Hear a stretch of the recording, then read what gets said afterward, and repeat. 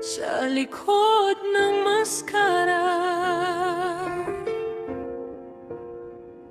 Sa ibang tao, ikaw ay mabait, palangiti, mahinahon.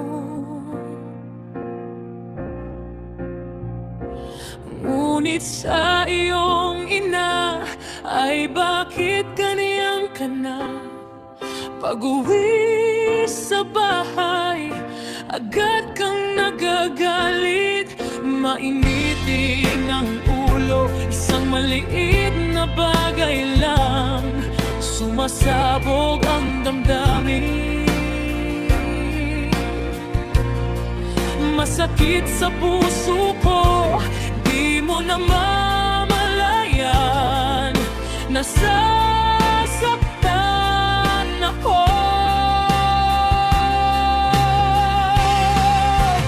Bakit ganito? Sa labas mabait, sa bahay nagiging iba. Ang tunay na ugali doon lumalabas, sa piling ng pamilya.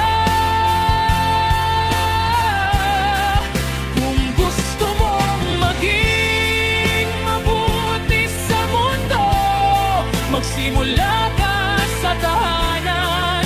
Doon dapat magmula ang pagmamahal.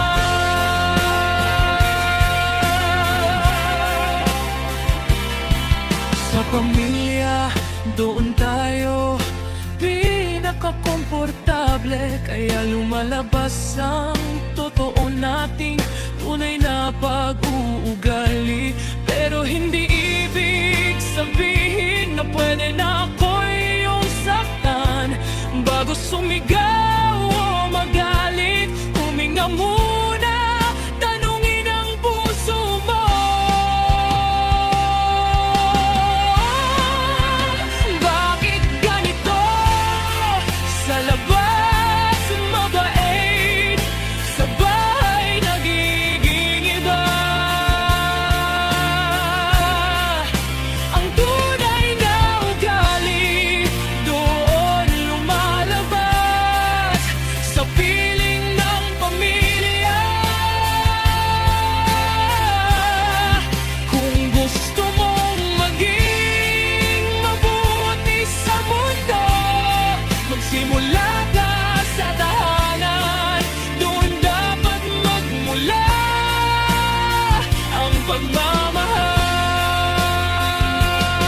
Hindi sapat na mabait lang sa ibang tao, kung sa sariling ina wala kang respeto at malasakit.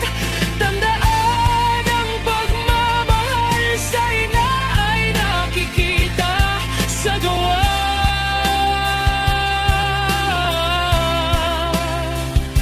Hindi lang pangako, kundi sa tunay na pag-aalaga.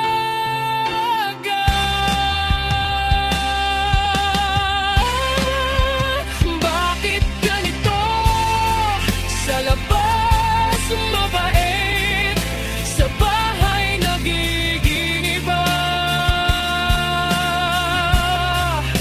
Ang tunay na ugali doon lumalabas, sa piling ng pamilya.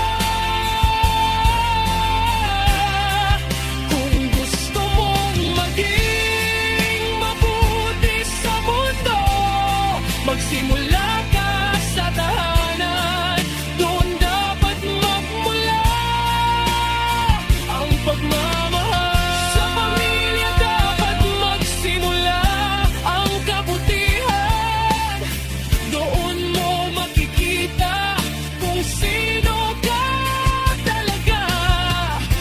Walang maskara, walang pagtatago, pagmamahal at respeto.